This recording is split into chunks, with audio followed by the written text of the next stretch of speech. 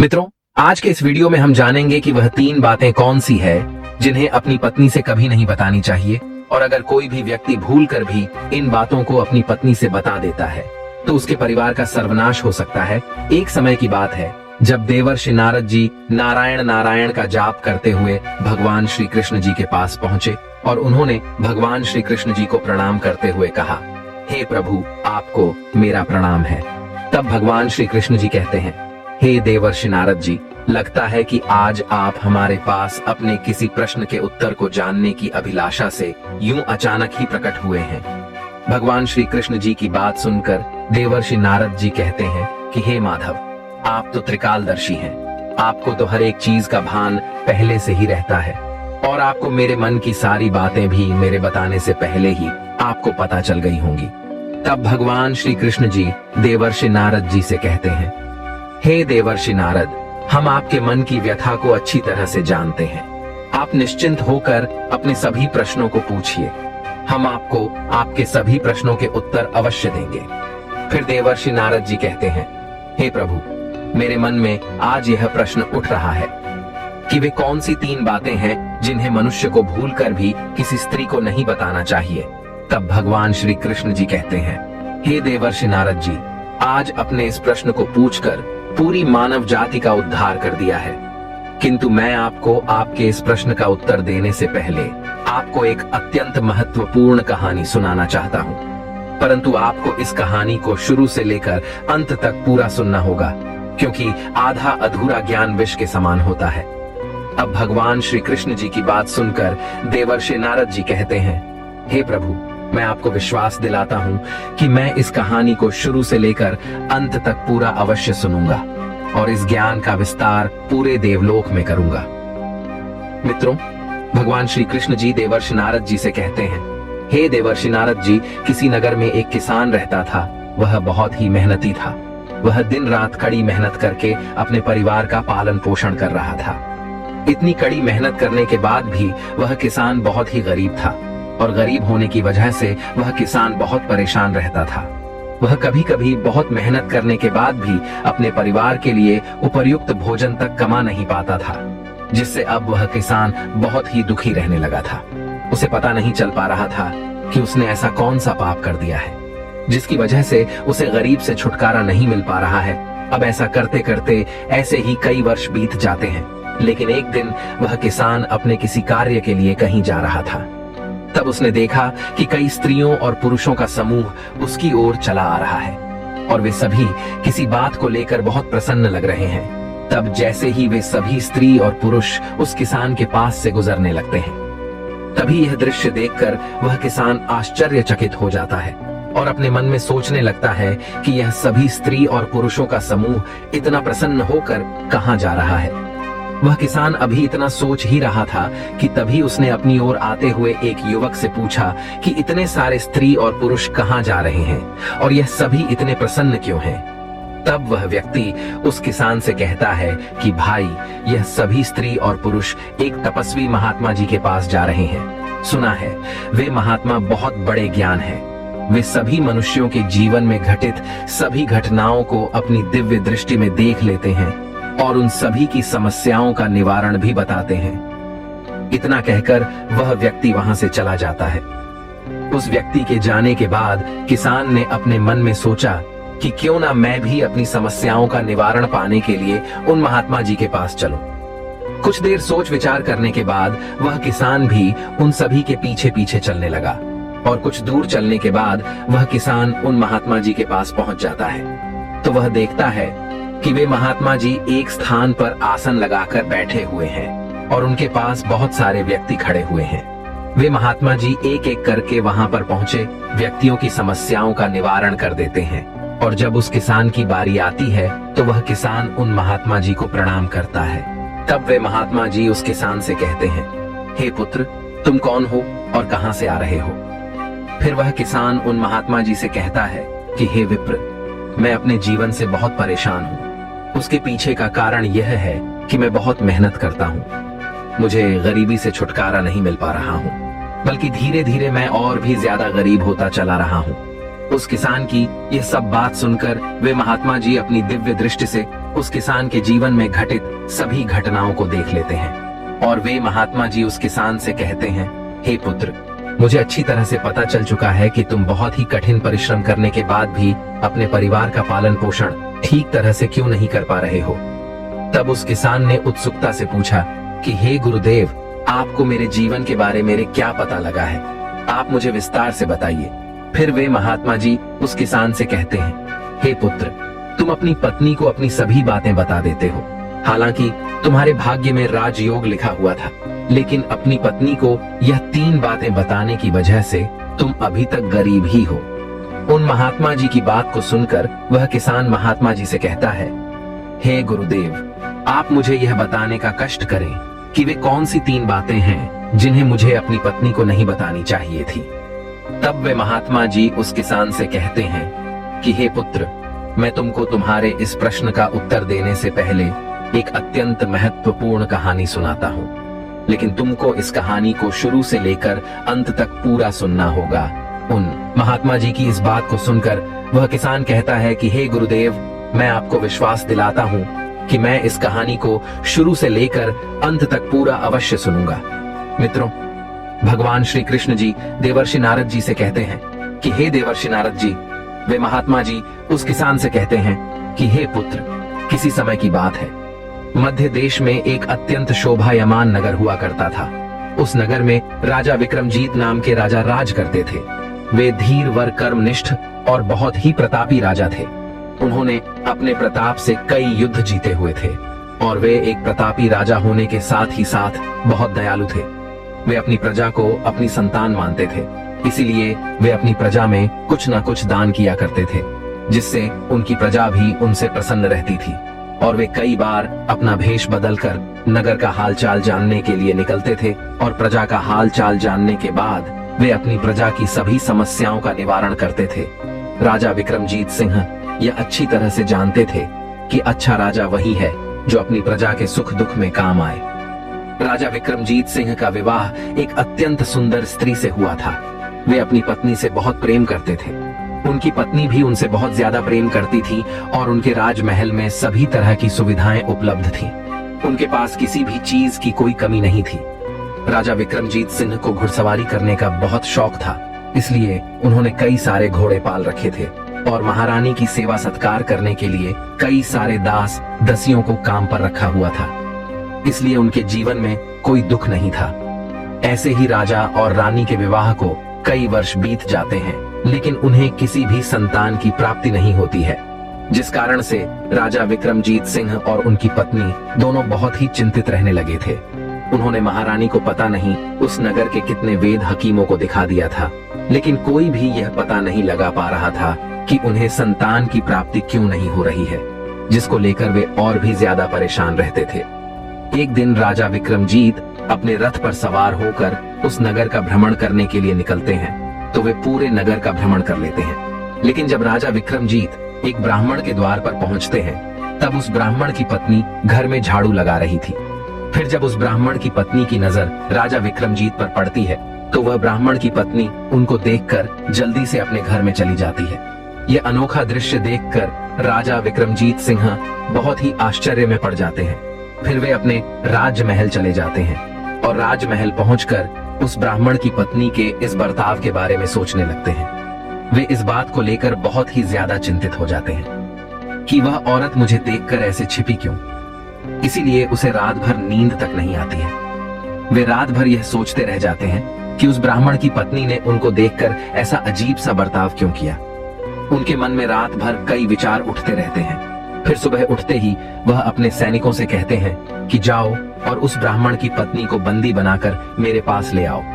राजा विक्रमजीत की आज्ञा सुनकर वे सैनिक उस ब्राह्मण के घर की ओर चले जाते हैं और उस ब्राह्मण के घर के पास पहुंचकर वे सैनिक उस ब्राह्मण के घर का दरवाजा खटखटाने लगते हैं। दरवाजा खटखटाने के कुछ देर बाद वह ब्राह्मण की पत्नी घर से बाहर निकलती है और उन सैनिकों से कहती हैं कि आप सभी मेरे घर पर यूं अचानक से किस लिए आए हैं? क्या मुझसे कोई गलती हो गई है? तब वे सैनिक कहते हैं कि तुमको राजा साहब ने बंदी बनाकर लेकर आने का आदेश दिया है। इतना कहकर वे सैनिक उस ब्राह्मण की पत्नी को बंदी बनाकर अपने साथ राजा विक्रमजीत के राजमहल में उनके पास पहुंच जाते हैं। मित्रों, अब भगवान श्री कृष्ण जी देवर्षि नारद जी से कहते हैं, हे देवर्षि नारद जी। वे महात्मा जी उस किसान से कहते हैं, हे पुत्र। राजा विक्रमजीत के पास पहुंचने के बाद वह ब्राह्मण की पत्नी उससे कहती है कि हे राजन, आपने मुझे बिना किसी वजह के बंदी बनाकर अपने पास क्यों बुलाया है। तब राजा विक्रमजीत उस ब्राह्मण की पत्नी से कहते हैं कि कल मैं जब नगर का भ्रमण कर रहा था तब किसी ने भी मुझे देखकर कोई भी बर्ताव नहीं किया था, लेकिन जब मैं तुम्हारे घर के पास पहुंचा तब मुझे देखकर तुम अपने घर के अंदर क्यों चली गई थी। तब राजा विक्रमजीत की यह बात सुनकर वह ब्राह्मण की पत्नी कहती हैं कि हे राजन, आपके पास सब कुछ है और आप बहुत दयालु भी हैं, लेकिन आप निसंतान हैं। इसलिए अगर कोई भी व्यक्ति सुबह सुबह आपकी शक्ल देख ले तब उसका तो पूरा दिन ही बर्बाद हो जाता है। उस ब्राह्मण की पत्नी की इस बात को सुनकर राजा विक्रमजीत अपने मन में सोचने लगते हैं कि यह स्त्री तो सत्य ही कह रही है, मुझे अभी तक किसी भी संतान की प्राप्ति नहीं हुई है। ऐसा सोचकर वे बहुत ही दुखी हो जाते हैं और उस ब्राह्मण की पत्नी को आजाद कर देते हैं। फिर वे अपने मन में यह ठान लेते हैं कि मुझे संतान की प्राप्ति क्यों नहीं हो रही है, इसका पता मैं लगाकर ही रहूंगा और मैं बहुत सारे जप तप और धार्मिक अनुष्ठान करूंगा जिससे मुझे संतान की प्राप्ति अवश्य होगी। फिर वे प्रतिदिन जप तप करने लगते हैं।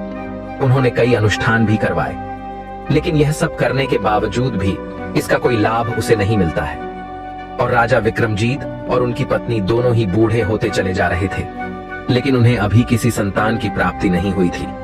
इसलिए राजा और रानी दोनों बहुत परेशान रहने लगे थे। एक दिन राजा विक्रमजीत और उनकी पत्नी यह सोच सोचकर बहुत व्याकुल हो रहे थे कि अब हमारे राज्य का क्या होगा, हमारे राज्य का उत्तराधिकारी कौन बनेगा, हमारे राज्य को कौन संभालेगा और कौन हमारी प्रजा की जिम्मेदारी लेगा। वे रात दिन इसके बारे में ही सोचते सोच रहते थे। अब राजा और रानी इस बारे में इतना ज्यादा सोचने लगते हैं कि वे दोनों खाना पानी सब कुछ छोड़ देते हैं और अगर कोई भी दास या दासी उनको थोड़ा सा भोजन या पानी पीने के लिए कह देता है तो राजा और रानी उन्हें बिल्कुल इनकार ही कर देते थे और उनसे कहते थे कि अगर हमारा कोई उत्तराधिकारी ही नहीं बचेगा तो इतने सुख की कोई आवश्यकता नहीं है। और फिर वे दोनों रोने लगते थे। ऐसे ही कई दिन बीत जाते हैं। वे दोनों अन्न का एक दाना तक अपने मुख में नहीं ले जाते हैं। मित्रों, अब भगवान श्री कृष्ण जी देवर्षि नारद जी से कहते हैं, हे देवर्षि नारद। वे महात्मा जी उस किसान से कहते हैं, हे पुत्र, एक दिन फिर राजा विक्रमजीत अपने रथ पर सवार होकर नगर का भ्रमण करने के लिए निकल जाते हैं। तब वे नगर का भ्रमण करते करते किसी वन का भ्रमण करने लगते हैं। फिर अचानक से उनकी नजर एक तपस्वी साधु पर पड़ती है तो वे देखते हैं कि वे साधु अपनी कुटिया के सामने ध्यान साधना में लीन है, जिन्हें देखकर राजा विक्रमजीत अपने रथ से उतरकर उस साधु के पास पहुंच जाते हैं और अपने दोनों हाथों को जोड़कर उस साधु की आंखें खुलने का इंतजार करने लगते हैं। उसके कुछ ही देर बाद वह साधु अपनी आंखें खोलते हैं और वे देखते हैं कि स्वर्ण से सुसज्जित एक अत्यंत प्रतापी राजा उनके सामने अपने हाथों को जोड़कर खड़ा हुआ है। तब वह साधु राजा विक्रमजीत से कहता है कि हे राजन, आप बहुत चिंतित लग रहे हैं। आपके इस चिंता के पीछे क्या वजह है, आप मुझे बताने का कष्ट करें। फिर राजा विक्रमजीत कहते हैं, हे विप्र, आप तो त्रिकालदर्शी हैं, आपको तो सब कुछ पहले से ही पता होता है, आपको मेरी भी दुविधा का भान है। तब वह साधु राजा विक्रमजीत की दशा देखकर उनसे कहते हैं कि हे राजन, मुझे आपकी सभी समस्याओं का भान पहले से ही है और मेरे पास आपकी इस दुविधा का निवारण भी है।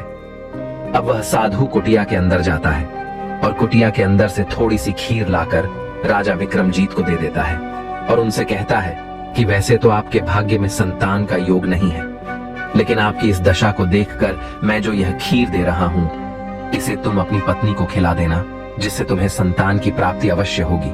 किंतु आप मेरी एक बात और सुन लो, आपको संतान में पुत्र की प्राप्ति तो होगी, लेकिन वह सिर्फ 20 वर्ष तक ही जीवित रह पाएगा। उसके आगे वह इस पृथ्वी लोक पर जीवित नहीं रह पाएगा।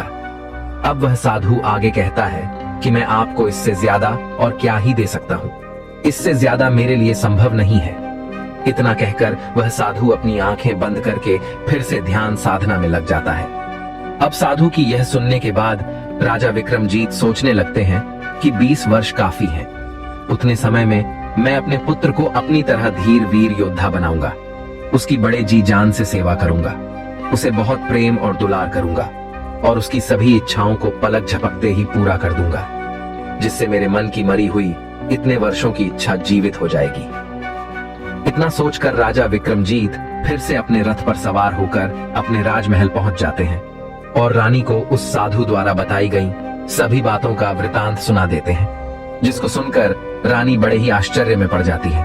फिर राजा विक्रमजीत रानी को उस साधु द्वारा दी हुई खीर दे देते हैं और उनसे कहते हैं कि हे प्रिय, उस साधु ने तुमको यह खीर खाने के लिए दी है। राजा विक्रमजीत की बात सुनकर रानी कहने लगी कि हे नाथ, हम दोनों ने पता नहीं कितने दान धर्म किए हैं, कई वर्षों तक अनुष्ठान किए हैं, लेकिन हमें कोई भी फल नहीं मिला है।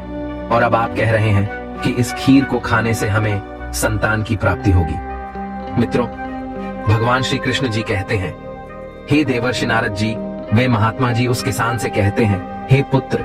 रानी की बात सुनकर राजा विक्रमजीत रानी से कहते हैं कि हे प्रिय, जब हम दोनों इतना सब कुछ कर चुके हैं और सह लिया है, तो अब इस उपाय को भी करके देख लेते हैं। क्या पता, हो सकता है इस उपाय को करने के बाद भगवान हमारी सुन ही ले और हमसे प्रसन्न होकर भगवान हमें पुत्र प्रदान कर ही दें और हम दोनों उस साधु के क्रोध को बुलावा क्यों दें।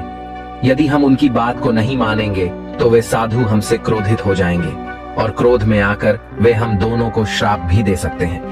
वैसे तो रानी को अब किसी पर भी ज्यादा विश्वास नहीं था और उन्हें राजा विक्रमजीत की बातों पर भी विश्वास नहीं हो रहा था, लेकिन रानी ने सोचा कि मेरे पति संतान ना होने के कारण बहुत ही दुखी हैं, इसलिए मैं यह खीर खा ही लेती हूँ।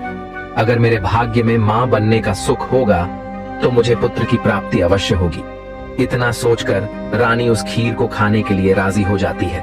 फिर एक दिन राजा विक्रमजीत की रानी स्नान आदि कार्यों को करके भगवान शिव और अपने पूर्वजों का स्मरण करते हुए उस साधु द्वारा दी हुई खीर को खा लेती है। उसके बाद राजा विक्रमजीत और रानी निश्चिंत होकर सो जाते हैं। उसके कुछ ही दिनों बाद रानी गर्भवती हो जाती है। रानी को गर्भवती देखकर राजा विक्रमजीत बहुत ही प्रसन्न हो जाते हैं और रानी से कहते हैं कि देखो, भगवान ने हमें संतान का सुख दे दिया है। तब रानी कहती हैं कि हे नाथ, आप सच कह रहे थे। उस तपस्वी साधु के द्वारा भगवान की कृपा हमारे ऊपर बरस पड़ी है। फिर राजा विक्रमजीत और उनकी रानी दोनों ही बहुत खुशियां मनाते हैं। पूरे नगर में मिष्ठान आदि वितरित करते हैं और राजा विक्रमजीत रानी की सेवा करने के लिए और भी कई सारी दासियां को रखते हैं। उनकी सुरक्षा के लिए कई नए सैनिकों को नियुक्त करते हैं और रानी की जरूरत की सभी वस्तुओं को महल में उनके कहने से पहले ही उपलब्ध करवा देते हैं। धीरे धीरे समय बीतता चला जाता है और जब महारानी को गर्भ धारण किए हुए 9 महीने हो जाते हैं, तब महारानी को अचानक से एक दिन बहुत ही तीव्र पीड़ा होती है। उस दिन महारानी उस पीड़ा को सहन नहीं कर पा रही थी, लेकिन किसी तरह से वे उस पीड़ा को सहन कर लेती हैं और फिर वह महारानी एक बहुत ही सुंदर से पुत्र को जन्म देती है। महारानी का वह पुत्र बहुत ही तेजवान था। उसके मुखमंडल पर वह तेज स्पष्ट रूप से दिखाई दे रहा था और उसे देखकर कोई भी उस पर मुग्ध हो सकता था। राजा विक्रमजीत अपने पुत्र को देखकर बहुत ही ज्यादा प्रसन्न थे और उनकी खुशी का कोई ठिकाना नहीं था। राजा विक्रमजीत ने बड़े धूमधाम से अपने पुत्र का नामकरण करवाया और नामकरण संस्कार के लिए एक मंदिर में विशाल प्रीति भोज रखवाया। पूरी रात प्रीति भोज का भंडारा चला और उत्सव मनाया गया। राजा विक्रमजीत ने अपने पुत्र का नाम जितेंद्र प्रताप रखा। मित्रों, भगवान श्री कृष्ण जी देवर्षि नारद जी से कहते हैं, हे देवर्षि नारद जी। वे महात्मा जी उस किसान से कहते हैं, हे पुत्र, राजा विक्रमजीत ने अपने पुत्र जितेंद्र प्रताप की कुंडली देखने के लिए उस नगर के सबसे विद्वान पंडित को बुला रखा था। लेकिन जब उस पंडित ने राजा विक्रमजीत के उस पुत्र की कुंडली देखी, तब वह पंडित राजा विक्रमजीत के उस पुत्र जितेंद्र प्रताप की कुंडली देखकर बहुत ही चिंतित हो गया और राजा विक्रमजीत और रानी से कहने लगता है कि हे राजन, आपका जो यह पुत्र है, यह सिर्फ 20 वर्ष तक ही जीवित रहेगा।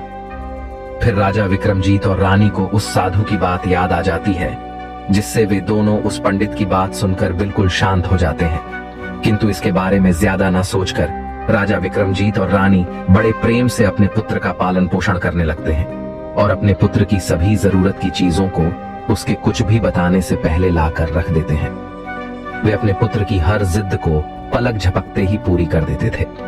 हालांकि थोड़े से ही समय के लिए सही भगवान ने उनकी मनोकामना तो पूरी कर ही दी थी, राजा विक्रमजीत और रानी इसे अपना भाग्य मानते थे। ऐसे ही कई वर्ष बीत जाते हैं और अब जितेंद्र प्रताप धीरे धीरे समय के साथ साथ किशोर से बाल्यावस्था अवस्था की ओर पहुंचते हैं। तब जितेंद्र प्रताप 14 वर्ष के हो चुके थे। अब राजा विक्रमजीत अपने पुत्र जितेंद्र प्रताप की शिक्षा दीक्षा, अस्त्र शस्त्र की विद्या, घुड़सवारी आदि का ज्ञान उन्हें देने के लिए एक अच्छे गुरु को नियुक्त कर देते हैं। फिर जितेंद्र प्रताप के गुरुदेव उसे अच्छी तरह से शिक्षा दीक्षा देते हैं। उसे उसके सभी प्रश्नों के सटीक उत्तर देते हैं। अपने प्रश्नों के सटीक उत्तर पाकर जितेंद्र प्रताप भी अपने गुरुदेव के द्वारा दी गई शिक्षा को ध्यान से ग्रहण करते हैं। इसके बाद जितेंद्र प्रताप के गुरुदेव उसे अस्त्र शस्त्र की विद्या और घुड़सवारी में निपुण होने की शिक्षा देते हैं। धीरे धीरे वह सभी प्रकार की शिक्षाओं में पूरी तरह से निपुण हो जाते हैं और जब वह किशोरावस्था से निकलकर युवावस्था की ओर अग्रसर हो जाते हैं और उसकी उम्र 18 वर्ष की हो जाती है, तब राजा विक्रमजीत उसका विवाह एक अत्यंत सुंदर सी राजकुमारी से कर देते हैं। उन दोनों के विवाह को 2 वर्ष बीत जाते हैं और जितेंद्र प्रताप 20 वर्ष का हो जाता है। तब वह अपने पिता से कहता है कि पिताश्री, मैं अपने नगर का भ्रमण करना चाहता हूँ। मैं राजमहल से बाहर कभी गया ही नहीं हूँ। अपने पुत्र की बात सुनकर राजा विक्रमजीत बहुत ही ज्यादा चिंतित हो जाते हैं, क्योंकि उनके पुत्र जितेंद्र प्रताप का 20वां वर्ष शुरू हो गया था और अब उन्हें इस बात का यह डर था उनके पुत्र के साथ कोई अनहोनी ना हो जाए। वे अपने पुत्र को महल से बाहर निकलने से रोक भी नहीं सकते थे और अपने पुत्र को उस साधु द्वारा बताई गई सभी बातों को बता भी नहीं सकते थे। वे बहुत बड़ी दुविधा में पड़ गए थे, लेकिन उन्होंने अपने हृदय को कठोर करते हुए अपने मुखमंडल पर प्रसन्नता जताते हुए अपने पुत्र से कहते हैं कि हाँ जरूर पुत्र, तुम्हें अपने नगर का भ्रमण करने का पूरा अधिकार है और तुम्हें अपने पूरे नगर का भ्रमण करके सब कुछ देखना आवश्यक है। कहाँ क्या है यह सब जानना तुम्हारे लिए बहुत ही जरूरी है, क्योंकि आगे चलकर तुम्हें ही इस नगर का राजा बनना है। लेकिन पुत्र, तुम सिर्फ मेरी एक बात का ध्यान रखना कि तुम कहाँ जा रहे हो, क्या कर रहे हो। यह बात अपनी पत्नी को कभी नहीं बताना। पिता की बात सुनकर उसका पुत्र उनसे कहता है कि ठीक है पिताश्री, मैं आपकी बातों को ध्यान में रखूंगा। एक दिन जितेंद्र प्रताप अपनी पत्नी से दिन भर हंसी भरी कई बातें करता है, उत्सव मनाता है और जैसे ही रात के 12 बजते हैं वैसे ही जितेंद्र प्रताप अपने बिस्तर से उठकर महल के बाहर चला जाता है। फिर सुबह होने से पहले ही वह अपने महल में वापस पहुंच जाता है और आते ही अपने बिस्तर पर लेट जाता था। ऐसे ही कई दिन बीत जाते हैं और कई दिनों तक यह सब चलता रहता है। मित्रों, भगवान श्री कृष्ण जी कहते हैं, हे देवर्ष नारद जी, वे महात्मा जी उस किसान से कहते हैं कि हे पुत्र, अब राजा का पुत्र जितेंद्र प्रताप का 20वां वर्ष समाप्त होने में कुछ ही दिन शेष बचे हुए थे। एक दिन की बात है, जब जितेंद्र प्रताप 12 बजते ही महल से बाहर निकल जाता है, तब कुछ देर के बाद जितेंद्र प्रताप की पत्नी की नींद अचानक से खुल जाती है। तो उसकी पत्नी देखती है कि जितेंद्र प्रताप अपने बिस्तर पर नहीं है। यह देखकर उसकी पत्नी बहुत आश्चर्य में पड़ जाती है और अपने पति को पूरे महल में ढूंढती है, लेकिन उसका पति उसे महल में कहीं पर भी नजर नहीं आता है। तब वह अपने पति के न मिलने की वजह से और भी ज्यादा चिंतित हो जाती है, किंतु वह अपने पति के न मिलने की बात किससे करती, क्योंकि राजा विक्रमजीत और रानी दोनों गहरी निद्रा में सोए हुए थे। इसलिए वह किससे कहती, क्या करती। यह सब सोचकर चुपचाप से वह अपने बिस्तर पर लेट जाती है और फिर सुबह से पहले ही जितेंद्र प्रताप की पत्नी देखती है कि उसका पति अपने बिस्तर पर लेटा हुआ है। यह देखकर उसकी पत्नी बहुत ही आश्चर्य में पड़ जाती है, किंतु वह अपने पति से इसके बारे में कोई भी बात नहीं पूछती है और दूसरी रात भी वैसा ही होता है और कई दिनों तक ऐसा ही होता रहता है। जितेंद्र प्रताप की पत्नी अपने पति के इस व्यवहार को लेकर बहुत ही ज्यादा चिंतित रहती थी और अब वह बहुत उदास रहने लगी थी। जितेंद्र प्रताप की पत्नी के मन में यह प्रश्न उठते रहते थे कि उसका पति रात को कहाँ जाता है, क्या करता है, किससे मिलता है। क्या मेरा पति किसी पराई स्त्री के साथ संबंध बनाने के लिए इतनी रात को मैं महल से बाहर निकलता है। इसी तरह के कई प्रश्न उसके मन में उठते रहते थे, किंतु वह जितेंद्र प्रताप से पूछने में बहुत डरती थी। वह अपने पति के सामने ज्यादा कुछ बोल ही नहीं पाती थी और यह सोचते हुए अपने पति से नहीं पूछती थी कि अगर मेरे पूछने पर उन्हें गुस्सा आ जाएगा और कहीं क्रोध में आकर वे कुछ कर बैठते हैं तो अपने सास ससुर को क्या जवाब दूंगी। और अगर मैं इस बारे में अपने सास ससुर से पूछती हूँ तो उनके कुल की मर्यादा बीच में आ जाती है। इसलिए मैं इस बात को अपने सास ससुर से क्यों पूछूं। इस तरह से वह मन ही मन अपने आप को कोसती रहती थी और अब उसकी हालत बहुत ही खराब हो गई थी, क्योंकि उसने कई दिनों से खाना पानी सब कुछ छोड़ रखा था, जिस वजह से वह एकदम दुबली पतली और बहुत कमजोर हो गई थी। एक दिन रानी परेशान बैठी थी, तभी उनके पास उनकी एक दासी आ जाती है और उनसे कहती है कि हे रानी साहिबा, मैं आपको कई दिनों से देख रही हूँ, आप किसी बात को लेकर बहुत चिंतित हैं और आपने कई दिनों से खाना पानी भी छोड़ दिया है, जिस कारण से आप बहुत ही दुबली पतली हो गई हैं। कृपया आप मुझे अपनी परेशानी को बताइए, क्या पता मेरे पास ही आपकी परेशानी का हल हो और एक स्त्री ही दूसरी स्त्री के काम आती है, उसके दुखों को समझ सकती है। उस दासी की बात सुनकर रानी उसकी बात से बहुत प्रभावित होती है और फिर रानी उस दासी से कहती है, बहन मैं क्या बताऊं, राजा साहब दिन में तो सही से रहते हैं, सभी के साथ हंसी मजाक किया करते हैं, किंतु रात्रि होते ही जब राजमहल में सभी गहरी निद्रा में सोए होते हैं, तब राजा साहब अपने बिस्तर से उठकर ठीक 12 बजे राजमहल से बाहर निकल जाते हैं। और आश्चर्य की बात तो यह है कि वे सुबह होने से पहले से अपने बिस्तर पर आकर लेट जाते हैं और वे पता नहीं कहां जाते हैं, किससे मिलते हैं, क्या वह अपनी किसी प्रेमिका से मिलते हैं। ये सब सोचकर मैं दिन रात चिंतित रहती हूँ और इस कारण से मैंने खाना पानी सब कुछ छोड़ दिया है और इसीलिए मेरी यह दशा हुई है। मैं इस कारण से ही इतनी दुबली पतली हो गई हूँ। मित्रों, भगवान श्री कृष्ण जी देवर्षि नारद जी से कहते हैं, हे देवर्षि नारद, वे महात्मा जी उस किसान से कहते हैं, हे पुत्र, रानी की बात सुनकर वह दासी रानी से कहती हैं कि रानी साहिबा, आज आप रात में आप सोना नहीं और राजा साहब के पीछे पीछे चलकर उन्हें देखना कि वे इतनी रात को कहां जाते हैं, क्या करते हैं, किससे मिलते हैं, उन पर ठीक तरह से निगरानी रखना। तब रानी उस दासी से कहती है कि बहन, अगर मुझे नींद आ गई तो मैं क्या करूंगी। फिर वह दासी रानी से कहती है कि हे रानी साहिबा, नींद ना आने के लिए आप एक उपाय कर सकती हैं। नींद ना आने के लिए आप अपने बाएं हाथ की उंगली में एक छोटा सा घाव बना लेना और घाव को थोड़ी देर बनाए रखने के लिए आपको उस उंगली पर थोड़ी सी लाल मिर्च छिड़क लेना, जिससे आपकी उस उंगली में बहुत ज्यादा जलन पैदा हो जाएगी और आप उस पीड़ा को सहन नहीं कर पाओगी। फिर आपकी उंगली में जलन पैदा होने के कारण आपको रात भर नींद नहीं आएगी। तब रानी अपनी उस दासी के कहे अनुसार अपनी बाएं हाथ की उंगली में एक छोटा सा घाव बना लेती है और उस उंगली में थोड़ा सा लाल मिर्च भी छिड़क देती है, जिससे उसको रात भर नींद नहीं आती है। लेकिन जब रात के 12 बजने वाले ही होते हैं, उसी समय रानी साहिब को नींद आ जाती है और वे गहरी निद्रा में सो जाती हैं।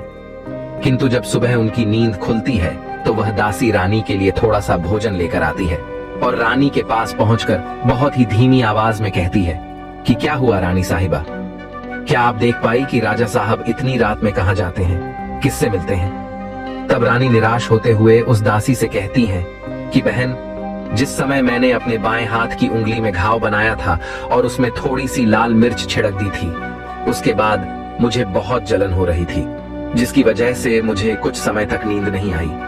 लेकिन जैसे ही मेरे हाथ की उंगली की जलन कुछ देर बाद शांत हुई, तब उसके बाद मुझे गहरी नींद आ गई, जिससे मुझे यह पता ही नहीं चल पाया कि राजा साहब कब अपने बिस्तर से उठकर कब महल से बाहर निकल गए। मुझे इसके बारे में कुछ भी नहीं पता है। रानी की बात सुनकर उसकी दासी कहने लगती है कि रानी साहिबा, कोई बात नहीं, आज आप फिर से अपने बाएं हाथ की उंगली में थोड़ा सा घाव बना लेना और उसके बाद उस उंगली में ज्यादा मात्रा में लाल मिर्च छिड़क लेना। तब रानी सब कुछ वैसा ही करती है, लेकिन वह केवल अपने पति को बिस्तर से उठकर महल से बाहर निकलने के समय उनकी नींद खुल जाती है, किंतु वे अपने पति के पीछे नहीं जा सकी, क्योंकि उस समय उनकी आंखें बंद हो गई थी और उन्हें गहरी नींद आ चुकी थी। दूसरे दिन जब वह दासी रानी से फिर से राजा विक्रमजीत के रात में महल से बाहर निकलने का रहस्य पूछने लगती है, तो रानी बहुत जोर जोर से विलाप करने लगती है और विलाप करते हुए ही अपनी उस दासी से कहने लगती हैं कि बहन, आज भी मैं उनकी पहरेदारी ठीक प्रकार से नहीं कर पाई हूँ। इतना कहकर रानी फिर से विलाप करने लगती है। फिर उसकी वह दासी रानी से कहती है, रानी साहिबा, सब कुछ ठीक हो जाएगा, आप यूं विलाप ना करें, आपका यूं विलाप करना शोभा नहीं देता है। वह दासी आगे कहती है कि रानी साहिबा, आज रात आप अपने बाएं हाथ की उंगली में और भी बड़ा घाव कर लेना और उस उंगली पर पहले से ज्यादा लाल मिर्च के साथ नमक भी छिड़क लेना, जिससे आपको रात में बिल्कुल भी नींद नहीं आएगी। किंतु आपको ऐसा करने पर बहुत पीड़ा सहन करनी होगी। तब रानी कहती हैं कि मैं इस बात का पता लगाने के लिए कैसी भी पीड़ा सहन कर सकती हूँ। मुझे सिर्फ इस बात का पता लगाना है कि राजा साहब इतनी रात को कहाँ जाते हैं और किससे मिलते हैं। रानी की बात सुनकर वह दासी कहती हैं कि ठीक है, लेकिन रानी साहिबा आपको एक और काम करना होगा। जब राजा साहब अपने बिस्तर से उठकर महल से बाहर निकलने लगे तो आपको उनका रास्ता रोककर उनके सामने खड़ी हो जाना है। मित्रों, भगवान श्री कृष्ण जी कहते हैं, हे देवर्षि नारद जी, वे महात्मा जी उस किसान से कहते हैं, हे पुत्र रानी, उस दासी द्वारा बताई गई बातों को ध्यान से सुनती है और रात्रि होते ही वह एक बार फिर से अपने बाएं हाथ की उंगली में पहले से और भी बड़ा घाव कर लेती हैं और उंगली पर पहले से थोड़ा ज्यादा लाल मिर्च और नमक छिड़क लेती है, जिससे उन्हें पहले से और भी ज्यादा जलन होने लगती है और अब जलन के कारण उसे बिल्कुल भी नींद नहीं आ रही थी। फिर जैसे ही रात के 12 बजते हैं तब वे देखती हैं कि उनका पति अपने बिस्तर से उठकर महल से निकलने जा रहा था। तभी उस दासी के बताए अनुसार जल्दी से अपने बिस्तर से उठकर राजा साहब को रोककर उनके सामने खड़ी हो जाती है और राजा साहब से कहती हैं कि आप इतनी रात को इस तरह से कहां जा रहे हैं और आप किससे मिलने जा रहे हैं। आप मुझे सब कुछ बताएं, बिना इस महल से बाहर कहीं नहीं जा सकते। रानी बहुत जिद करने लगती है कि आखिर मुझे भी आपके बारे में सब कुछ जानने का पूरा हक है। रानी को इस प्रकार से जिद में देखकर जितेंद्र प्रताप ने अपनी पत्नी को समझाने की बहुत कोशिश की और रानी से कहते हैं कि हे प्रिय, देखो, अगर मैंने तुमको यह पूरी बात बता दी तो मैं तुम्हें दोबारा कभी भी नहीं मिल पाऊंगा।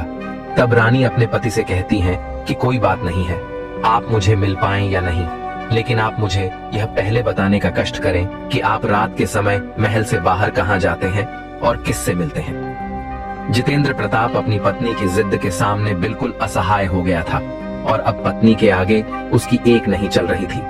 ठीक उसी समय जितेंद्र प्रताप का 20वां वर्ष शुरू होने वाला था। तब वह कुछ सोचने लगता है और अपने हाथों में कुछ चावल लेकर उन चावलों को अभिमंत्रित करने के बाद अपनी पत्नी को देते हुए कहता है कि देखो, तुम इस चावलों के दानों को अपनी दोनों मुट्ठी में पकड़ लो और मेरे कहने के अनुसार दाएं हाथ में पकड़े हुए चावल के दानों को मेरे ऊपर फेंक देना, जिससे तुम्हें यह पता चल जाएगा कि मैं कौन हूँ, और फिर बाद में बाएं हाथ में पकड़े चावल के दानों को मेरे ऊपर फेंक देना, जिससे मैं पहले जैसा हूँ वैसा ही तुम्हें मिल जाऊंगा। लेकिन इतना याद रखना कि अगर तुम बाएं में पकड़े हुए चावल के दानों को मेरे ऊपर फेंकना भूल जाती हो तब मैं तुम्हें नहीं मिल पाऊंगा। तब रानी बड़े आत्मविश्वास के साथ अपने दाएं हाथ में पकड़े चावल के दानों को जितेंद्र प्रताप के ऊपर फेंक देती है। फिर रानी जैसे ही दाएं हाथ में पकड़े हुए चावल के दान को अपने पति के ऊपर फेंक देती है तो जितेंद्र प्रताप एक घोड़े में परिवर्तित हो जाता है और उस घोड़े की लंबी गर्दन, उसके लंबे लंबे बालों को देखकर रानी बहुत ही डर जाती है। फिर वह बहुत तेजी से दौड़ने लगता है। रानी अपने पति पर बाएं हाथ के चावल के दानों को फेंकना भूल जाती है और उनकी आंखों के सामने वह घोड़े के रूप में परिवर्तित राजा विक्रमजीत का पुत्र हिनहिनाकर महल से बाहर निकल जाता है और दोबारा वापस नहीं आता है। अब रानी को बहुत पश्चाताप हो रहा था और वह स्वयं को कोसने लगी थी, लेकिन अब स्वयं को कोसने पर बिल्कुल भी फायदा नहीं होने वाला था, क्योंकि जितेंद्र प्रताप अब वापस नहीं आने वाला था। और जब सवेरा होता है तो यह पूरी बात महाराजा और महारानी को पता चलती है। तो इस बात को सुनकर उन्हें बहुत दुख होता है। वे दोनों अपने पुत्र के दुख में बिस्तर पकड़ लेते हैं और बेसब्री से अपने पुत्र के लौटकर आने की राह देखने लगते हैं कि उनका पुत्र एक दिन वापस अवश्य आएगा। इसके बारे में वे प्रतिदिन सोचते रहते थे। इसी तरह से 2 वर्ष बीत जाते हैं, लेकिन अभी तक जितेंद्र प्रताप के बारे में किसी प्रकार की जानकारी नहीं प्राप्त हुई थी। जितेंद्र प्रताप को ढूंढने के लिए राजा विक्रमजीत उस नगर के घरों घरों में अपने सैनिकों को भेजते हैं, लेकिन उन्हें उससे भी कोई सफलता हासिल नहीं होती है। इधर रानी अपने मन में सोचती रही कि मेरी ही जिद के कारण मेरा पति गायब हो गया है। यह सोच सोचकर वह प्रतिदिन बहुत विलाप करती है, अपने आप को कोसती रहती है।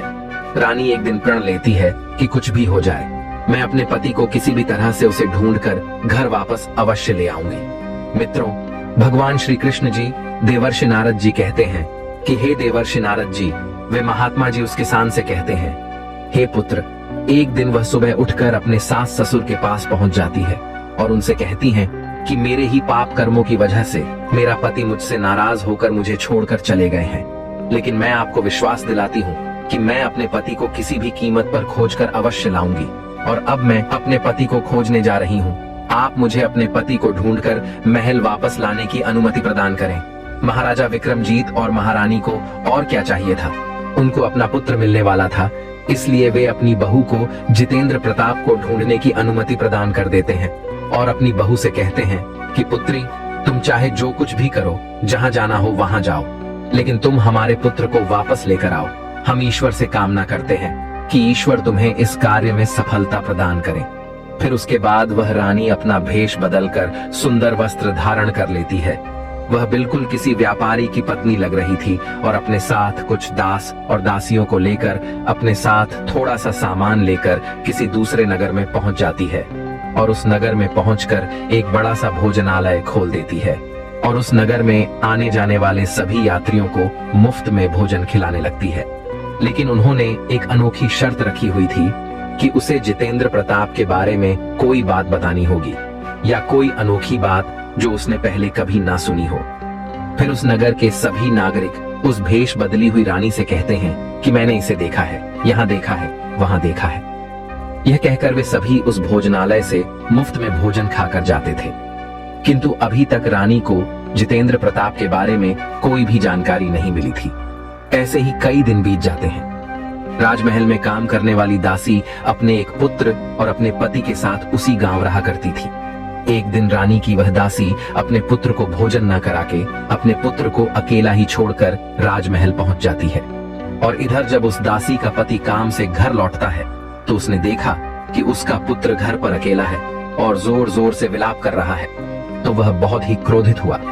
इतने में ही रानी की वह दासी भी घर पर पहुंच जाती है और जब रानी की उस दासी का पति उस दासी से कहता है कि पुत्र को घर पर अकेला छोड़कर तुम कहां गई थी, तब वह दासी कहती है कि हे नाथ, मैं तो राजमहल ही गई हुई थी और राजमहल में गहरे संकट के बादल छाए हुए हैं। रानी की उस दासी की बात सुनकर उस दासी का पति उससे कहता है कि चाहे जो हो, लेकिन तुम दोबारा से बच्चे को यदि अकेला छोड़कर कहीं गई तो मैं तुम्हें बहुत मारूंगा। तब रानी की वह दासी अपने पति से कहती है, हे नाथ, आगे से मैं ऐसा नहीं करूंगी। लेकिन दूसरे ही दिन वह यह बात भूल जाती है और अपने पुत्र को रोता हुआ छोड़कर ही राजमहल पहुंच जाती है, क्योंकि राजा विक्रमजीत ने उसे अपनी सेवा करने के लिए नियुक्त कर दिया था, इसलिए उसे जल्दी जाना होता था। अब शाम होते ही जब रानी की उस दासी का पति घर पहुंचता है तो आज फिर अपने पुत्र को अकेला और रोता हुआ देखकर अब रानी की उस दासी के पति की सहन करने की क्षमता समाप्त हो गई थी और रानी की उस दासी के घर पर आ जाने पर उसका पति उसे घर से निकाल देता है। वह अपने पति से घर का दरवाजा खोलने के लिए कहती है, लेकिन वह दरवाजा नहीं खोलता है। अब वह दासी रात भर घर के बाहर अंधेरे में बैठी रहती और जब रात में थोड़ा सा उजाला होता है तो वह किसी तरह राजमहल की तरफ जाने लगी। वह राजमहल जाने के सभी रास्ते जानती थी, लेकिन उजाले में भी अब वह राजमहल जाने का रास्ता भूल गई थी और उसे कुछ भी समझ में नहीं आ रहा था कि उसे किस रास्ते से होते हुए राजमहल जाना है। किसी तरह से वह रानी की दासी धीरे धीरे से आगे चल रही थी। तभी अचानक से उसे एक गाय के गले में बंधी हुई घुंघरू की छन छन की आवाज सुनाई देती है। वह उसके सामने चलने लगती है। तब रानी की उस दासी ने सोचा कि मैं इस गाय के पीछे पीछे जाऊंगी तो राजमहल में अवश्य ही पहुंच जाऊंगी। इतना सोचकर वह दासी उस गाय के पीछे पीछे चलने लगती है। धीरे धीरे वह गाय उस नगर के पास पहुंच जाती है और एक बड़े से पत्थर के सामने जाकर रुक जाती है। फिर वह गाय जैसे ही अपने दोनों सिंघों से उस पत्थर को ठोकर मारती है और उस पत्थर को उस स्थान से हटा देती है तो पाताल लोक जाने के लिए सीढ़ियां दिखाई देने लगती हैं। जब वह गाय उन सीढ़ियों से नीचे जाने लगती है तो रानी की वह दासी जल्दी से उस गाय की पूंछ पकड़ लेती है और उस गाय की पूंछ पकड़कर रानी की वह दासी उसके साथ साथ पाताल लोक में पहुंच जाती है। मित्रों, भगवान श्री कृष्ण जी देवर्षि नारद जी से कहते हैं, हे देवर्षि नारद जी। वे महात्मा जी उस किसान से कहते हैं, हे पुत्र, पाताल लोक में पहुंचने पर रानी की उस दासी ने उस गाय की पूंछ छोड़ दी और जैसे ही उसने अपने चारों तरफ देखा तो वह यह सब देखकर बहुत आश्चर्य में पड़ गई। क्योंकि पाताल लोक में सभी स्थानों पर दीप जल रहे थे, जिससे उस स्थान के चारों तरफ बहुत तेज रोशनी दिखाई दे रही थी। और जब वह तेज रोशनी उस गाय पर पड़ती है तो उस समय वहां पर कई अनोखी घटनाएं घटती हैं। और गाय के गले में रस्सी बंध जाती है और कोई उस गाय के थन से दूध निकालने लगता है। लेकिन यह सब कुछ जो कोई कर रहा था वह उसे बिल्कुल भी दिखाई नहीं दे रहा था। यह सारा दृश्य देखकर रानी की वह दासी बहुत ही डर जाती है और वह अपने मन में सोचने लगती है कि मैं यहाँ कहाँ आकर फंस गई हूँ। फिर वह दासी वहां छिपने के लिए जगह ढूंढने लगती है, लेकिन उसे छिपने के लिए वहां पर कहीं भी जगह नहीं मिलती है, क्योंकि उस जगह पर हर तरफ उजाला ही था। फिर वह दासी एक कोने में जाकर छिपकर खड़ी हो जाती है। उसके सामने जो कुछ भी हो रहा था वह उसे चुपचाप देख रही थी। कुछ देर बाद उस जगह पर एक काला घोड़ा आता है और वहां पर एक कुंड बना हुआ था। वह घोड़ा उस कुंड में छलांग लगाकर ऊपर आ जाता है और जितेंद्र प्रताप का रूप धारण कर लेता है। जितेंद्र प्रताप के रूप को रूप धारण करने के बाद उसने वहां रखे हुए नए नए वस्त्र पहने और उस जगह पर पड़े हुए एक सुंदर से पलंग पर आकर बैठ जाता है। फिर उसके सामने कई सारे पकवानों की थालियां आ जाती हैं। उसके सामने एक कबूतर बैठा हुआ था। जितेंद्र प्रताप ने उन सभी पकवानों को खाया और अपने बिस्तर पर लेटने से पहले भगवान सूर्य को स्मरण किया और अपने सामने बैठे हुए उस कबूतर से पूछने लगा कि मेरे माता पिता क्या कर रहे हैं, मेरा राज्य कौन चला रहा है और मेरी पत्नी अब क्या करती है। फिर कबूतर कहने लगा कि हे राजन, आपके माता पिता पुत्र के शोक में डूबे हुए हैं और आपके राज्य को आपका महामंत्री चला रहा है। आपकी पत्नी ने दूसरे नगर में एक बड़ा सा भोजनालय खोल रखा है और वह उस नगर में आने जाने वाले सभी यात्रियों से अनोखी घटनाओं के बारे में पूछती रहती है। फिर कबूतर की बातें सुनकर जितेंद्र प्रताप कहने लगा कि ठीक है। उसके कुछ ही देर बाद उसे नींद आ गई और वह सो गया। इस पूरे दृश्य को कोने में छिपकर खड़ी हुई रानी की वह दासी देखती रही, क्योंकि उसने ऐसी घटनाएं पहले कभी नहीं देखी थी। और फिर इसी तरह से पूरी रात बीत गई। उस रात इसके बाद और कुछ भी नहीं हुआ था। लेकिन जब सुबह हुई तब जितेंद्र प्रताप उस पलंग से उठा और फिर से उसने उसी पहले वाले कुंड में छलांग लगाई और अब फिर से उसने एक काले घोड़े का रूप धारण करके उस कुंड से बाहर आ गया। फिर उस कुंड से बाहर निकलकर वह घोड़ा बहुत तेजी से पाताल लोक से बाहर निकला, लेकिन वह घोड़ा पता नहीं कहां चला गया। रानी की उस दासी को बिल्कुल भी पता नहीं चला। फिर उसके बाद पिछली रात जिस तरह से हुआ था सब कुछ वैसे ही दूसरी रात में भी हुआ। लेकिन जब वह गाय तेजी से ऊपर जाने लगी तो उस गाय को ऊपर जाते हुए देखकर रानी की वह दासी सोचने लगी कि अब मेरा इस गाय के साथ इस जगह से ऊपर चले जाने में ही सबसे बड़ी समझदारी है, नहीं तो मेरे ऊपर कोई ना कोई मुसीबत आ जाएगी। इतना सोचकर उस दासी ने उस गाय की पूंछ पकड़ ली और उस गाय के साथ पाताल लोक से बाहर निकल आई। लेकिन जब वह दासी मैदान पर पहुंची तभी अचानक से उस सुरंग का द्वार अपने आप ही बंद हो गया और उसके मुख पर रखा हुआ वह पत्थर भी पहले की तरह हो गया। फिर वह गाय पाताल लोक से ऊपर आकर एक वन में चली गई और उधर वह दासी प्रसन्न होकर पाताल लोक में घटित सभी घटनाओं को बताने के लिए व्याकुल होने लगती है। मित्रों, भगवान श्री कृष्ण जी कहते हैं, हे देवर्षि नारद जी, वे महात्मा जी उस किसान से कहते हैं, हे पुत्र। फिर उसे अचानक से याद आता है कि दूसरे नगर में कोई स्त्री है जो भोजनालय चलाती है और जो भी व्यक्ति उसे कोई भी नई बात बताता है तो वह उसे मुफ्त में भोजन खिलाती है। उस दासी को रानी के भोजनालय खोलने के विषय में जानकारी नहीं थी। वह सोचने लगी कि क्यों ना मैं उस स्त्री के पास जाकर उसे ही उस पाताल लोक में घटित पूरी घटना का वृतांत सुना दूं, और यदि उसे यह बात अच्छी लगी तो मेरे खाने पीने की व्यवस्था की दिक्कत भी दूर हो जाएगी। इतना सोचकर वह रानी की दासी तुरंत ढोल नगाड़े अपने कंधों पर लाद कर बजाती हुई उस रानी के भोजनालय के द्वार पर पहुंच जाती है और ढोल नगाड़े को इस तरह से बजा रही थी जिससे सभी व्यक्तियों का ध्यान उस पर केंद्रित हो सके।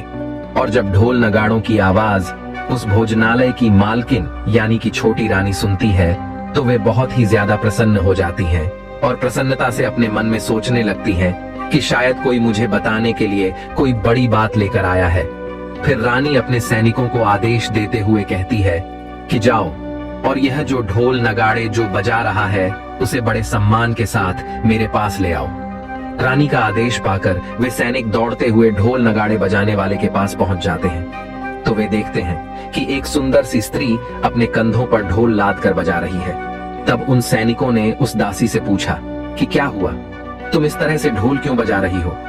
फिर वह दासी कहने लगी कि कुछ नहीं, यहाँ मुफ्त में भोजन मिलता है, इसलिए मैं यहाँ आई हूँ और मैं आपको नई बात भी बताना चाहती हूँ। उस दासी की बात सुनकर वे सैनिक उसे भोजनालय के अंदर ले जाते और उसके सामने एक बड़ी सी थाली रख देते हैं। उसमें अनेक प्रकार के व्यंजन परोस देते हैं। वह जल्दी जल्दी से भोजन करने लगती है, क्योंकि उसने कई दिनों से थोड़ा सा भी भोजन नहीं करा था। और जब वह दासी भोजन कर लेती है तो रानी के वे सैनिक उसे नई साड़ी पहनने के लिए दे देते हैं। फिर उस दासी को रानी के पास ले जाते हैं। उसको एक बार में ही देखकर रानी और वह दासी दोनों देखकर तुरंत ही एक दूसरे को पहचान लेते हैं। और फिर रानी उस दासी से कहने लगती है, तुम यहाँ क्या कर रही हो? क्या तुम ही ढोल नगाड़े बजा रही थी? और तुमने क्या नई बात देखी है? रानी की बात सुनकर वह दासी रानी से कहती हैं कि हे रानी साहिबा, मैं ही ढोल नगाड़े बजा रही थी और मैंने राजा जितेंद्र प्रताप को देखा है। फिर वह दासी पाताल लोक में घटित सभी घटनाओं को बता देती है। तब रानी कहने लगी कि बहन, मुझे उस जगह पर जाना है, मुझे उस जगह ले चलो। फिर उस दासी ने रानी को जवाब देते हुए कहा कि हे रानी साहिबा, वह पाताल लोक एक श्राप है और यदि किसी ने आपको वहां जाते हुए देख लिया तो आपके प्राण भी जा सकते हैं। लेकिन रानी उस दासी की एक भी बात नहीं सुनती है और अब वह बहुत जिद करने लगती है। इसीलिए बाद में वह दासी उसकी बात मान लेती है और रानी से कहने लगती है कि ठीक है, मैं आपको वहां अवश्य लेकर चलती हूँ, लेकिन आज मैं उस जगह पर नहीं चलेंगे, कल चलेंगे। अब फिर दूसरे दिन रानी को शाम होने का इंतजार था और जब शाम हुई तब रानी और वह दासी उसी जगह पर गई। फिर से उस गाय ने पत्थर पर सींग मारी और पत्थर हट गया तो सुरंग का रास्ता खुल गया। फिर रानी उस दासी से कहती है कि आगे का सब कुछ मैं खुद देख लूंगी। और रानी उस गाय की पूंछ पकड़कर पाताल लोक पहुंच जाती है। वहां पहुंचकर रानी एक कोने में छिपकर खड़ी हो जाती है।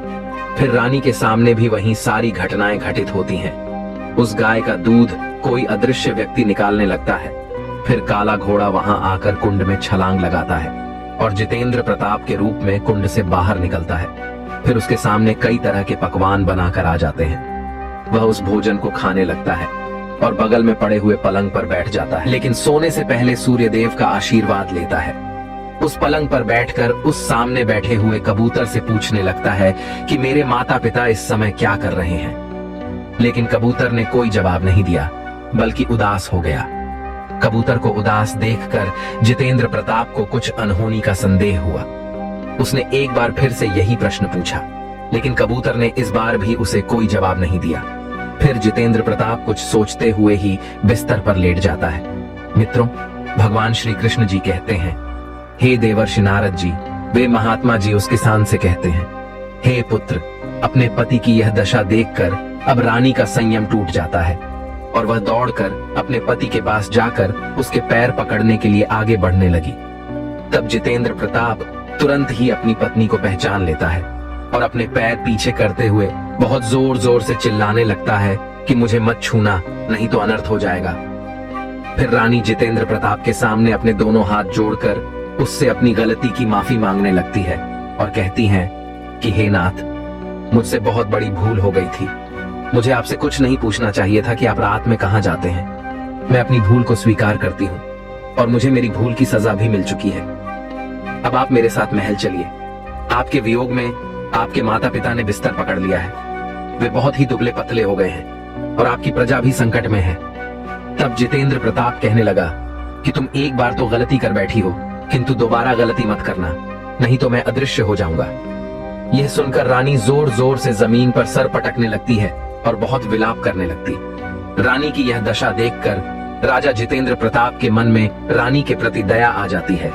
तब वह रानी से कहता है कि यदि तुम मुझे पाना चाहती हो तो तुम्हें एक कार्य करना पड़ेगा। वैसे यह कार्य बहुत ही जटिल है और यह कार्य तुम्हें अकेले ही करना पड़ेगा। तब रानी ने बड़े आत्मविश्वास से अपने पति से कहा कि मैं आपको पाने के लिए कितना भी जटिल कार्य करना पड़े, मैं अवश्य कर लूंगी। तब राजा जितेंद्र प्रताप ने कहा कि इस पाताल लोक से ऊपर जो घना वन है, उस वन के बीच में एक पीपल का वृक्ष है। उसके आसपास पड़े कूड़े कचरे को तुम्हें अपने हाथों से साफ करना है और उस पीपल के वृक्ष को साफ करके उसके ऊपर कुमकुम लगाकर दूध दही से बने चावल का भोग लगाना है। राजा आगे कहता है कि यह पूरा कार्य तुम्हें दोपहर के 12 बजे से पहले करना है। और 12 बजते ही तुम्हें उसी पीपल के वृक्ष के नीचे बैठकर भगवान सूर्यदेव के मंत्र का जाप करना है। उसी समय वहां पर भगवान सूर्यदेव का रथ पृथ्वी लोक पर उतरेगा। तो यह सारा दृश्य देखकर जब वे प्रसन्न हो जाएंगे और कहेंगे कि जिसने भी यह सारा कार्य किया है उससे मैं बहुत प्रसन्न हूँ, वह कहे मांगो जो कुछ भी वरदान चाहते हो, तब तुम उनके सामने आकर खड़ी हो जाना और उनको प्रणाम करती हुई उनके रथ का दाहिना घोड़ा मांग लेना, जिससे मैं तुम्हें पुनः मिल जाऊंगा। इतना कहकर जितेंद्र प्रताप अपने उस पलंग पर सो जाता है। फिर रानी सुबह होने का इंतजार करने लगती है और जैसे ही सुबह होती है रानी उस गाय की पूंछ पकड़कर पाताल लोक से बाहर आ जाती है। वहां से बाहर आने के बाद रानी देखती है कि वह दासी अभी भी उसके इंतजार में बैठी हुई है। तो रानी उसे धन्यवाद देती है और उससे कहती है कि बहन, मैं आगे जाऊंगी, तुम वापस भोजनालय चली जाओ। फिर रानी जितेंद्र प्रताप के कहे अनुसार उस वन के अंदर चली जाती है और उस पीपल के वृक्ष के पास पहुंचकर उसके नीचे अच्छी तरह से साफ सफाई करती है। उसके नीचे धूप दीप अगरबत्ती दूध दही सब कुछ चढ़ा देती है और भगवान सूर्यदेव का स्मरण करते हुए 12 बजाने का इंतजार करने लगती है। फिर जैसे ही दोपहर के 12 बजते हैं तब भगवान सूर्यदेव उस पीपल के वृक्ष के नीचे अपने रथ से उतर जाते हैं और उस पीपल के वृक्ष के नीचे इतनी साफ सफाई सुगंधित वातावरण देखकर वे बहुत ही प्रसन्न हो जाते हैं और कहने लगते हैं कि जिसने भी यह कार्य किया है मैं उसे उसका मनचाहा वरदान देना चाहता हूँ। वह मांगे जो कुछ भी उसे चाहिए मैं उसे अवश्य दूंगा।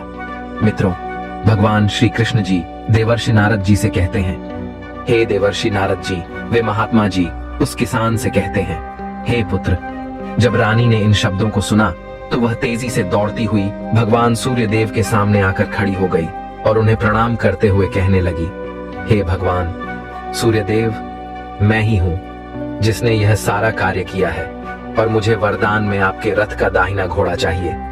तब भगवान सूर्यदेव बोले कि नहीं नहीं पुत्री, मैं तुम्हें यह घोड़ा नहीं दे सकता हूँ। तुम बाकी के 12 घोड़ों में किसी भी घोड़े को मांग लो, लेकिन दाहिने घोड़े को मत मांगो। मैं तुम्हें वह घोड़ा नहीं दे सकता हूँ। लेकिन रानी भगवान सूर्यदेव की एक बात नहीं मानती है और उनसे दाहिना घोड़ा मांगने की जिद करने लगी थी और उनके पैरों को पकड़कर कहने लगी कि बिना दाहिना घोड़ा दिए मैं आपको यहाँ से जाने नहीं दूंगी। अब भगवान सूर्यदेव बहुत बड़े धर्म संकट में पड़ गए थे, क्योंकि उन्होंने रानी को वचन दे दिया था। अब वे अपने वचन को गलत साबित नहीं होने दे सकते थे। फिर अपनी हार स्वीकार करते हुए उन्होंने कहा कि ठीक है, मैं तुम्हें यह घोड़ा तो दे रहा हूँ, लेकिन तुमको मैं बता दूं कि यह घोड़ा तुमको यहाँ नहीं मिलेगा, बल्कि उसी पाताल लोक से लाना पड़ेगा। इतना कहकर भगवान सूर्यदेव अपने रथ पर सवार होकर अपने मार्ग की ओर प्रस्थान कर देते हैं। और इधर जब रानी उस वन से बाहर आकर उसी स्थान पर पहुंच जाती है और शाम होते ही रानी उस गाय की पूंछ पकड़कर पाताल लोक में पहुंच जाती है और फिर वहीं पहले की तरह सारी घटनाएं घटने लगती हैं। फिर जितेंद्र प्रताप उस पलंग पर बैठ जाता है और हमेशा की तरह सोने से पहले अपने सामने बैठे हुए कबूतर से पूछने लगता है कि मेरे माता पिता क्या कर रहे हैं। तब उस कबूतर ने जवाब देते हुए कहा कि आपके माता पिता आपके शोक में मरणासन्न अवस्था में पहुंच गए हैं। यह सुनकर उसकी आंखों से आंसुओं की धारा बहने लगती है। फिर जितेंद्र प्रताप उस कबूतर से पूछने लगता है कि मेरे राज्य को कौन चला रहा है।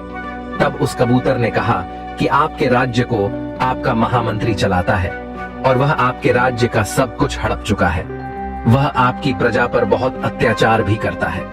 ये सुनकर जितेंद्र प्रताप को बहुत गुस्सा आ जाता है और गुस्से में आकर ही उस कबूतर से पूछने लगते हैं कि मेरी पत्नी कहाँ है और क्या कर रही है। तब वह कबूतर कुछ नहीं बोलता है, लेकिन अब अपने पति की यह दशा देखकर रानी का संयम जवाब दे देता है और वह दौड़कर अपने पति के गले लग जाती है। तब जितेंद्र प्रताप रानी से कहता है कि हे प्रिय, अब मैं तुमको मिल चुका हूँ और मैं अब कभी भी घोड़ा नहीं बनूंगा। तुमने मुझे पाने के लिए इतने सारे कष्ट उठाए हैं, इसीलिए भगवान सूर्यदेव ने मुझे सदा के लिए घोड़े की योनि से मुक्त कर दिया है। उसके कुछ देर के बाद सुबह हो गई। गाय की रस्सी टूट गई और गाय पृथ्वी लोक पर जाने लगी। रानी और राजा जितेंद्र प्रताप उस गाय की पूंछ पकड़कर ऊपर आ जाते हैं। ऊपर आने पर वे दोनों सीधे भोजनालय में पहुंच जाते हैं। भोजनालय का सारा सामान वहां के लोगों में बांट देते हैं और वापस अपने नगर आ जाते हैं। जितेंद्र प्रताप को वापस आता हुआ देखकर महामंत्री बहुत ही भयभीत हो जाता है फिर राजमहल पहुंचकर उस कपटी महामंत्री को बंदी बनाकर कारागार में कैद कर दिया जाता है और राज्य का कार्यभार राजा जितेंद्र प्रताप सिंह अपने हाथों में ले लेता है। और इसके बाद वह अपने माता पिता से मिलने के लिए उनके कक्ष में प्रवेश करता है तो वह उनकी दशा देखकर बहुत दुखी हो जाता है। उसके माता पिता मरणासन्न अवस्था में पहुंच गए थे, लेकिन अपने पुत्र को देखकर उन दोनों की आंखों से आंसुओं की धारा बहने लगती है और विलाप करते हुए उसे अपने पुत्र को गले से लगाकर बड़े प्यार से सहलाने लगते हैं। इसके बाद उसके माता पिता की सेहत में बहुत सुधार आ जाता है और वे दोनों अपने पुत्र को आशीर्वाद देते हैं और जितेंद्र प्रताप के मिलने की खबर पूरे नगर में फैल जाती है। ये सुनकर उस नगर के सभी व्यक्ति बहुत खुश हो जाते हैं। तब वह जितेंद्र प्रताप उस नगर के सभी व्यक्ति को दर्शन देकर उन सभी से कहने लगता है कि मैं वादा करता हूं कि आज से उन्हें किसी भी प्रकार का दुख नहीं पहुंचेगा। इतना कहकर वह जितेंद्र प्रताप अपने सिंहासन पर विराजमान हो जाता है और एक अच्छा राजा बनकर अपने राज्य को चलाने लगता है। अब जितेंद्र प्रताप अपनी पत्नी और अपने माता पिता के साथ सुखपूर्वक से अपने जीवन का निर्वाह करने लगता है और उस दासी को अपने राजमहल का आधा हिस्सा दे देती है। फिर रानी उसका भी विवाह करा देती है, जिससे उसका भी जीवन सुखपूर्वक से बीतने लगता है। मित्रों, भगवान श्री कृष्ण जी देवर्षि नारद जी से कहते हैं, हे देवर्षि नारद जी, वे महात्मा जी उस किसान से कहते हैं, हे पुत्र, मैं अब तुमको बता देता हूं कि अपनी पत्नी को किन 3 बातों को नहीं बताना चाहिए। इसे ध्यान से सुनना। पहली बात, अपने पत्नी को परिवार के बारे में ज्यादा नहीं बताना चाहिए। दूसरी बात, अपनी गुप्त बातों को कभी भी अपनी पत्नी को नहीं बताना चाहिए, क्योंकि स्त्रियों के पेट में कोई भी बात नहीं बचती है। तीसरी बात, जिस बात को बताने पर आपके प्राण जाने की आशंका हो, तो उस बात को बताने पर आपके माता पिता को कष्ट हो, तो ऐसी बातों को कभी भी अपनी पत्नी को नहीं बताना चाहिए। मित्रों, भगवान श्री कृष्ण जी कहते हैं, हे देवर्षि नारद जी, अब तो आपको आपके सभी प्रश्नों के उत्तर मिल ही गए होंगे। तब देवर्षि नारद जी कहते हैं, हे प्रभु, आज आपने मुझे बहुत ही महत्वपूर्ण ज्ञान दिया है। मैं आपको विश्वास दिलाता हूं कि मैं इस ज्ञान का विस्तार समस्त ब्रह्मांड में अवश्य करूंगा। मित्रों, आपको यह कहानी पसंद आई हो तो वीडियो को एक लाइक अवश्य करें और ऐसी ही ज्ञानवर्धक कहानियों के लिए आप सभी लोग हमारे चैनल को भी सब्सक्राइब अवश्य करें और साथ ही साथ कमेंट बॉक्स में राधे राधे लिखना ना भूलें। जितना हो सके इस वीडियो को शेयर भी अवश्य करें। मित्रों, वीडियो को यहाँ तक देखने के लिए आप सभी लोगों का दिल से धन्यवाद।